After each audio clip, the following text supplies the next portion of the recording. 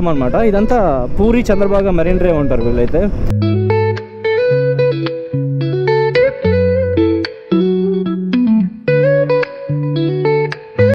మనం పూరి చరిత్ర తెలుసుకోవాలంటే ఎలా ఏర్పడింది ఏంటి అని తెలుసుకోవాలనుకుంటే మనం చార్ధామ్ అంటే చార్ అంటే 4 అండ్ ధామ్ అంటే రిలీజియస్ డెస్టినేషన్స్ అని అర్థం అనమాట హిందీలో.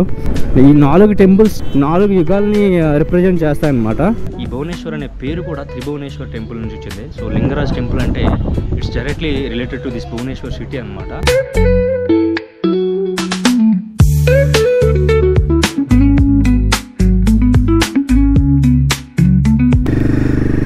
So guys, welcome back to our channel again. This is Vamsi Wanderer. We are going to Chandrabhaga beach. Chandrabhaga beach అనేది బ్లూ ఫ్లాగ్ బీచ్ అనమాట. ఒడిస్సాలోనే ద క్లీనెస్ట్ బీచ్ అనమాట. నార్క్ నుండి నాకు తెలిసి 2 కిలోమీటర్స్ అనమాట చంద్రబాగా బీచ్ అన్నది. సో అలా దారంతా ఈ చంద్రబాగా బీచ్ నుండి పూరి వరకు మంచి మెరైన్ డ్రైవ్ ఉంటుందన్నమాట. ఇది చోటా మెరైన్ డ్రైవ్ అని చెప్పొచ్చు. పూరి చంద్రబాగా మెరైన్ డ్రైవ్ అంటారు దీన్ని.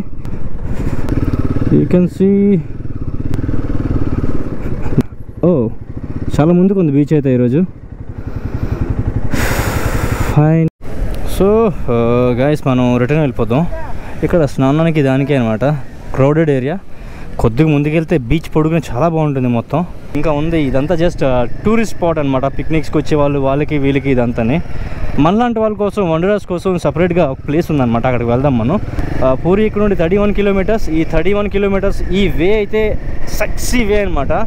ఎక్స్ట్రాడినరీ ఉంటుంది ఈ రోడ్డు వే మొత్తం బీచ్ కానుకుని అలా వెళ్తాం అనమాట. ఇదంతా పూరి చంద్రబాగా మెరైన్ డ్రైవ్ ఉంటారు వీళ్ళైతే. డాల్ఫిన్స్ మనం బాగా స్పాట్ చేయొచ్చు అంట. చాలా ఎక్కువగా డాల్ఫిన్స్ కనిపిస్తూ ఉంటాయి ఈ బీచ్లో. అండ్ ఈ మెరైన్ డ్రైవ్ కూడా టాప్ వ్యూ చూద్దాం ఎలా ఉంటుందో ఏంటో అన్నది. ఆసమ్ కదా. బీచ్ కలర్ కూడా భలే ఉంటుంది. బీచ్ కలర్ అయితే వర్షం పడితే కొద్దిగా బ్రౌనిష్గా మారిపోతేమో కానీ లేదంటే బీచ్ కలర్ కూడా సెక్సీ ఉంటుందన్నమాట.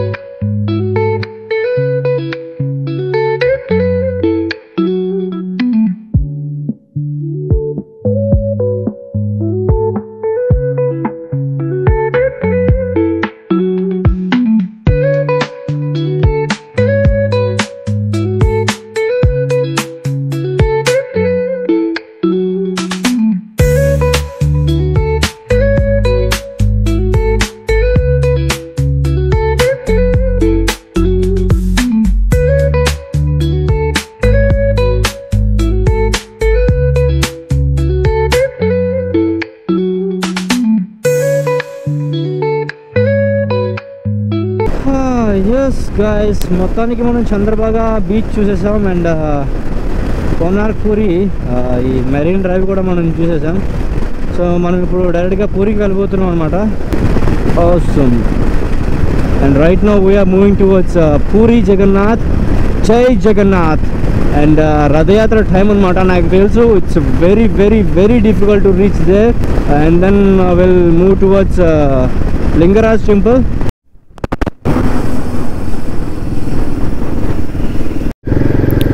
సో గాయస్, మొత్తానికి వీఆర్ ఎట్ పూరి.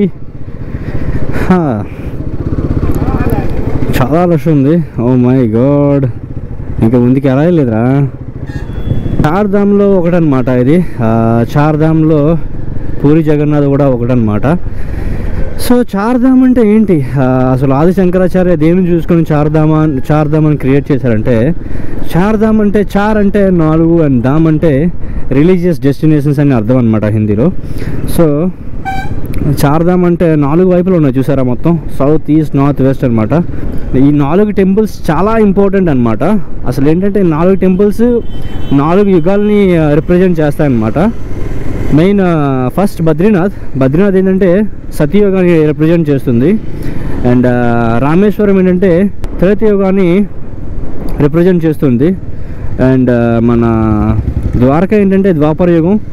అండ్ మన పూరి జగన్నాథ్ ఏంటంటే కలియుగాన్ని రిప్రజెంట్ చేస్తుంది.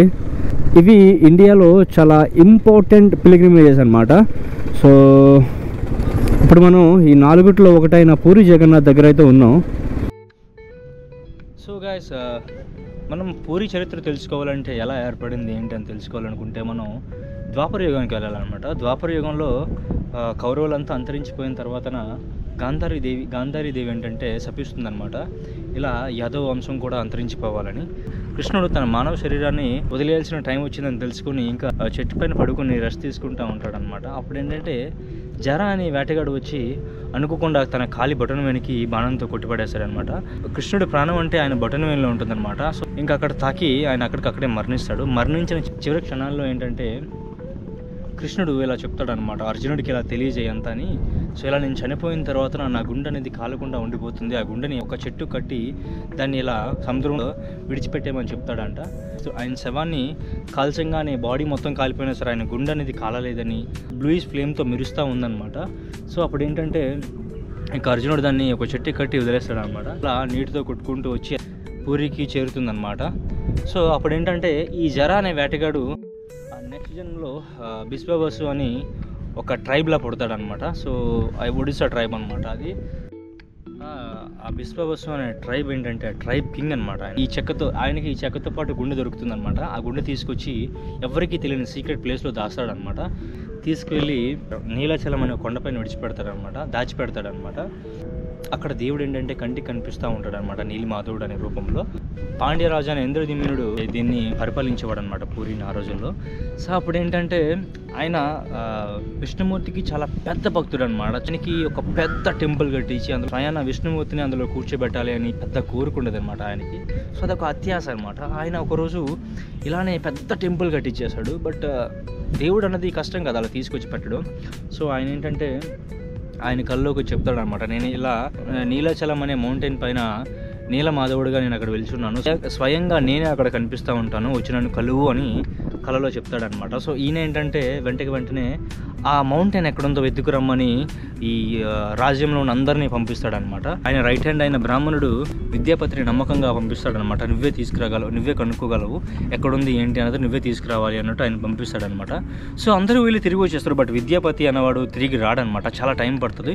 సో రాజుకి ఎక్కడో నమ్మకం ఆయన తీసుకొస్తాడు, ఏదో ఒకటి చేసిన ఆయన ఈ నీలాచల పర్వతం ఎక్కడుందో కనుక్కొని తీసుకొస్తాడు అని ఆయనకు ఒక నమ్మకం అనమాట. సో ఈ విద్యాపతి వెళ్ళంగానే ఒక ట్రైబల్ విలేజ్కి వెళ్ళి అక్కడ ఒక ఆమెను చూసి ప్రేమలో పడతాడు అనమాట. సో ఆమె ఎవరో కాదు, బిస్వాబసు యొక్క కూతురు అనమాట, ఈ ట్రైబల్ కింగ్ యొక్క కూతురు అనమాట. సో ఈ ట్రైబల్ కింగ్ కూతురిని చూసి మెప్పించి అన్ని చేసి లాస్ట్కి తనని పెళ్లి చేసుకుంటాడు అనమాట. పెళ్లి చేసుకున్నాక ఈయన అడుగుతారు అనమాట, సో మీ నాన్నగారు డైలీ అర్ధరాత్రి వేళ బయటికి వెళ్ళి వస్తూ ఉంటారు, ఏం చూస్తుంటారో నాకు తెలియదు, రాగానే మంచి ఫ్రాగ్రెన్స్ వస్తుంది అనమాట మీ నాన్న దగ్గర నుంచి, ఏంటి అదని అడుగుతాడనమాట. అడగంగానే అప్పుడు ఎంతైనా కట్టుకున్నవాడు కాబట్టి చెప్పవలసి వస్తుంది. వాళ్ళ మామయ్యను కూడా పట్టుకుని అడుగుతాడు అనమాట, నువ్వు తీసుకువెళ్ళండి నేను గొడవ చేయగా లాస్ట్కి అల్లుడు కదా తప్పదు తీసుకువెళ్ళాల్సి వస్తుంది అనమాట. సో కళ్ళకి గంతలు కట్టి ఆయన తీసుకువెళ్తాడు అనమాట. తీసుకువెళ్ళంగానే ఈ విద్యాపతి అని ఆయన ఏం చేస్తాడంటే ఆయన చేతుల్లో ఆవాలు ఉంటాయి అనమాట. ఆవాలన్నీ ఎలా వదులుకుంటూ వెళ్తాడు అనమాట. కొన్ని రోజులు పోగా అవన్నీ మొక్కలు అవుతాయి కదా, సో అదే పాత అవుతుంది అనమాట. వెళ్ళి చూడంగానే ఆయన దర్శించుకొని ఆయన నీలిమాధవుడిని చూసి వెనక్కి వస్తాడనమాట. చూడంగానే వెంటనే కళ్ళకి గంతలు కట్టి మళ్ళీ తీసుకువెళ్ళిపోతాడు బ్యాగ్కి. ఈ విద్యాపతి రాజు దగ్గరికి వెళ్ళి రాజుకి ఇన్ఫార్మ్ చేసి రాజుని తీసుకొస్తాడు అనమాట. తీసుకురాగానే రాజు వెళ్ళి చూస్తాడనమాట. చూడంగానే అక్కడ దేవుడు అన్నవాడు కనిపించాడు, అదృశ్యం అయిపోతాడు అనమాట. సో అప్పుడు బాధపడి ఈ ట్రైబల్ కింగ్ పట్టుకొని జైల్లో వేస్తాడనమాట. నీలిమాధవుడు కనిపించకపోతే ఈయన చాలా డల్ అయిపోయి మానసికంగా చాలా డల్ అయిపోతాడు అనమాట. ఇప్పుడు విష్ణుమూర్తి మళ్ళా ఆయన కల్లోకి వెళ్ళి చెప్తాడనమాట, ఇలా సముద్రం ఒడ్డుకి ఒక వేప చెట్టు వస్తుంది, ఆ చెట్టుని తీసుకొచ్చి నా ఐడియల్స్ తయారు చేయి, ఇక్కడ నేను స్వయంగా కొలువుంటా అని చెప్తాడనమాట. అక్కడికి వెళ్ళి ఆ చెట్టుని తీసుకురావడానికి ట్రై చేస్తాడనమాట, సముద్రంలో కొట్టుకొచ్చే చెట్టుని. ఎంత ట్రై చేసినా ఆ చెట్టు అనేది రాదనమాట. సో ఏమవుతుంది ఏంటి అనేది అర్థం కాదనమాట. మళ్ళీ ఈయన కల్లోకి చెప్తాడనమాట, నువ్వు ఎవరినైతే బంధించావో ఆయన వచ్చి తీస్తే కానీ ఆ చెట్టు అనేది రాదు అని చెప్తాడనమాట. సో ఆయన తీసుకెళ్ళి ఆ చెట్టుని తీసుకొస్తాడు. ఆ చెట్టుతో విగ్రహాలు తయారు చేయమని చాలామందికి శిల్పుల్ని అడుగుతాడనమాట. ఎవరు చెక్కలేకపోతారనమాట, ఏదో ఒక ప్రాబ్లం వస్తూనే ఉంటుంది. సో ఎవరు కంప్లీట్గా చేయలేకపోతూ ఉంటారు.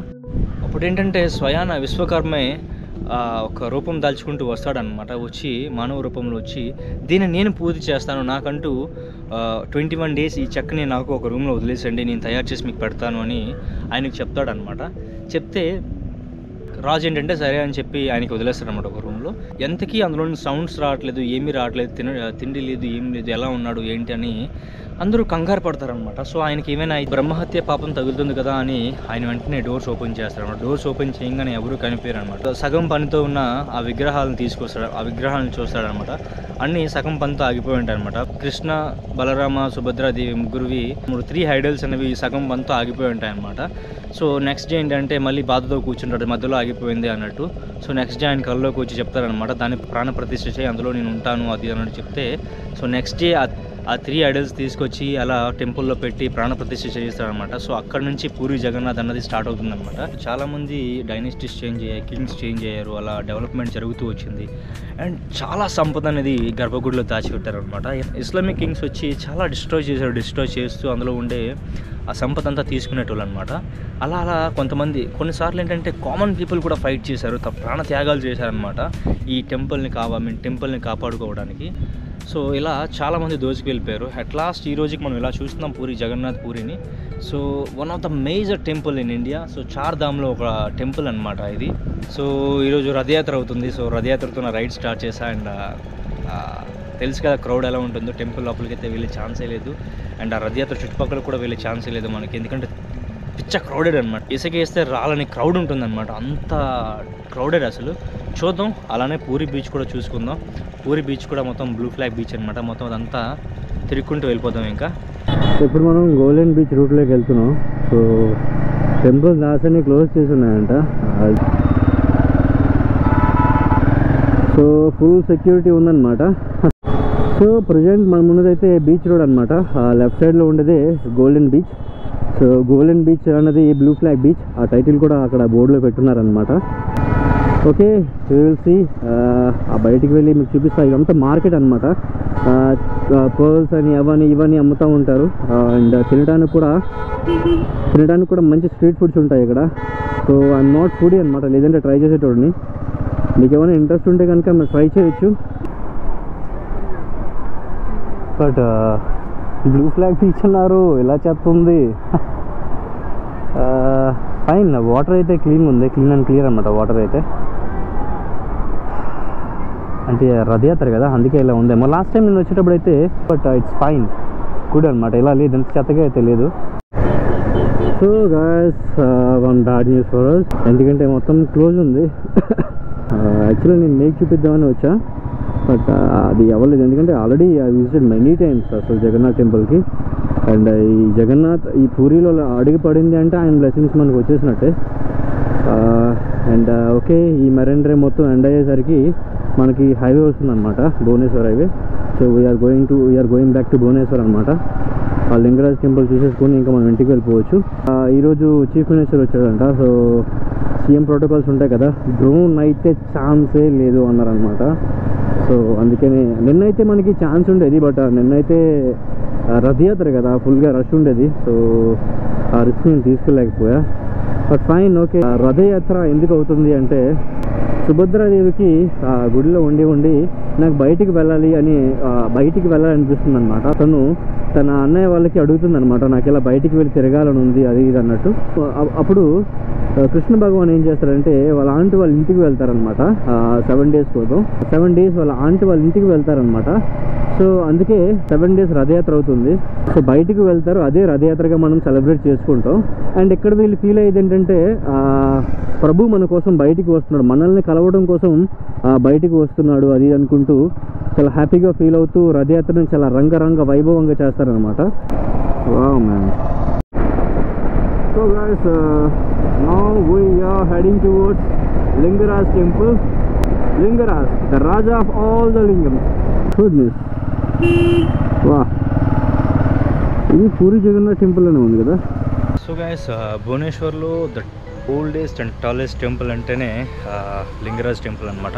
అండ్ ఈ టెంపుల్ని త్రిభువనేశ్వర్ అని పిలుస్తూ ఉంటారనమాట. త్రిభువనేశ్వర్ అంటే ఈయనే అనమాట, ఈశ్వరుడిని త్రిభువనేశ్వర్ అంటారనమాట.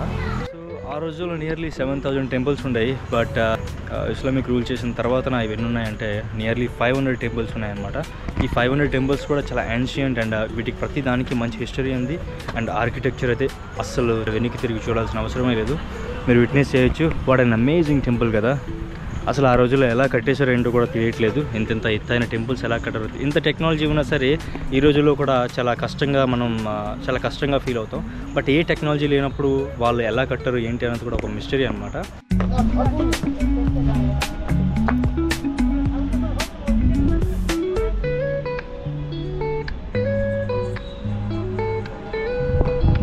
సో గైస్, మీకు ఎదురుగా కనిపిస్తుంది కదా, ఇదే పాదహార అనే ప్లేస్ అనమాట. పాదహార అంటే ఏంటి అని మీకు డౌట్ రావచ్చు. సో పాదహార అంటే ఆ రోజుల్లో ఈ ప్లేస్లో ఏంటంటే పార్వతీదేవి గొల్లబామ రూపంలో ఇక్కడ పశువులను కాసేదనమాట.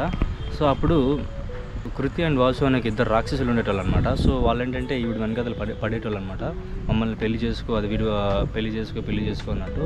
ఎంతకీ వెనకపోయేసరికి తను ఏం చేస్తుందంటే వాళ్ళని హతమారుస్తుంది అనమాట. సో వాళ్ళని హతమార్చాక ఆవిడకి దాహం అవుతుందన్నమాట. సో మహాదేవుడు ఏం చేస్తాడంటే ఒక సరస్సు క్రియేట్ చేస్తారనమాట. అదే ఈ బిందు లేక్ అనమాట. ఆవిడ కోసం ఈ బిందు లేక్ క్రియేట్ చేస్తారనమాట. అప్పటి నుంచి దీన్ని పాదహార అనే ప్లేస్గా పిలుస్తారనమాట. అండ్ చుట్టుపక్కల జజాటి కేసరి అనే కింగ్ ఏంటంటే ఎవరైతే ఈ లింగరాజ్ టెంపుల్ కన్స్ట్రక్షన్ చేశారో సో ఆయనే చుట్టూ 108 లింగాలు అనేవి కన్స్ట్రక్షన్ చేయిస్తాడనమాట. సో ఇది ఈ పాదహార టెంపుల్ యొక్క హిస్టరీ అనమాట.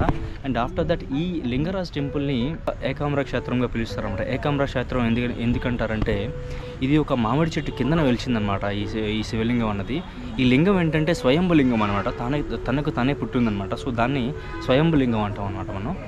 సో ఇది ఈ టెంపుల్ యొక్క హిస్టరీ. ఆఫ్టర్ దట్ ఏంటంటే జజాటి కేసరి అనే కింగ్ కేసరి డైనాస్టీకి చెందినవాడు అనమాట. 11th centuryలో దీన్ని కడతారనమాట. మంచిగా కన్స్ట్రక్షన్ చేస్తారనమాట. ఇట్స్ నియర్లీ చాలా పెద్ద అనమాట.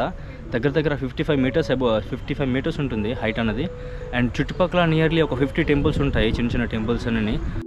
సో ఇది జజాటి కేసరి కట్టించిన తర్వాత ఇది ఓన్లీ శివుడికి సంబంధించిన టెంపుల్ అనమాట. ఈస్టర్న్ గంగా డైనాసిటీ వాళ్ళు కింగ్స్ వచ్చిన తర్వాత ఏం చేశారంటే వాళ్ళు విష్ణుమూర్తికి మహాభక్తులు అనమాట వాళ్ళంతా. సో వాళ్ళు ఏంటంటే ఈ చుట్టుపక్కల ఉన్న టెంపుల్స్ అన్నిటిని విష్ణుమూర్తిని పూజించాలి అనేటట్టు ఒక ఇది చేశారనమాట. సో అప్పటి నుంచి ఆ రాజులు ఏంటంటే ఇక్కడ విష్ణుమూర్తి కూడా పూజలు చేయడం ప్రారంభించారనమాట. ఇలా రాను ఏంటంటే ఇది త్రిభువనేశ్వర్ అనే టెంపుల్గా మారిందనమాట. త్రిభువనేశ్వర్ అంటే అది కూడా మహాదేవుడే అనమాట. పార్వతీదేవిని ఏంటంటే భువనేశ్వరి దేవి అంటారనమాట. సో ఈ భువనేశ్వర్ అనే పేరు కూడా త్రిభువనేశ్వర్ టెంపుల్ నుంచి వచ్చింది. సో లింగరాజ్ టెంపుల్ అంటే it's directly related to this Bhubaneswar city అనమాట. సో ఈ క్యాపిటల్ సిటీ పేరు కూడా ఈ టెంపుల్ త్రూ వచ్చింది. భువనేశ్వర్ అంటే ఇంపార్టెంట్ థింగ్ ఏదైనా ఉంది అంటే అది లింగరాజ్ టెంపులే. సో అర్థం చేసుకోండి లింగరాజ్ టెంపుల్ ఎంత ఇంపార్టెంట్ అన్నది ఈ భువనేశ్వర్ సిటీకి. సో ఇది ఇక్కడ స్టోరీ అనమాట. So this is enough for today guys. Already నేను పిచ్చ టైర్డ్ ఉన్నా. ఎందుకంటే first of all I went to Konark, after that Puri and Chandrabhaga beach చూసుకుంటూ దాని తర్వాత ఇక్కడికి మళ్ళీ వచ్చా. సో మొత్తం క్రౌడ్ ప్లేసెస్లో తిరుగుకుంటూ వచ్చాను. So guys this is enough for today. Okay, take care, bye, love you.